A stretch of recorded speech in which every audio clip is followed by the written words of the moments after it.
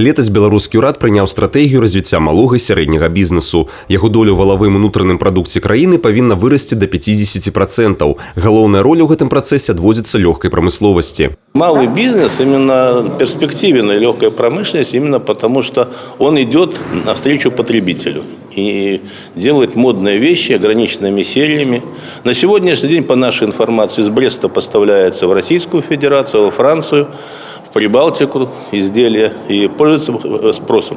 Правесці нараду менавіта ў Брэсце рашэнне не выпадковае. Як сведчыць статыстыка, тут найбольш развіты прыватны сектор у лёгкай прамысловасці. Почему в Бресте? Потому что Брест – это столица белорусской моды.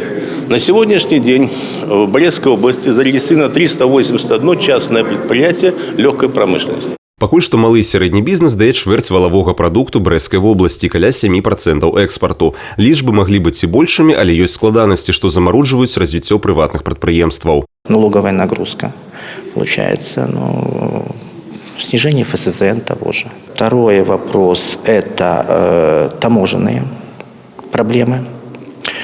Третий вопрос – получается переориентация рынка на европейский рынок. Бізнесмени таксама адзначаюць цяжкасці з доступам да фінансавых рэсурсаў і сертыфікацыяй малых партый тавару. Адным словам, з дзяржаўным органам бізнес-супольнасці ёсць над чым папрацаваць. Час яшчэ дазваляе. Праграма развіцця малога і сярэдняга бізнесу разлічана да 2030 года.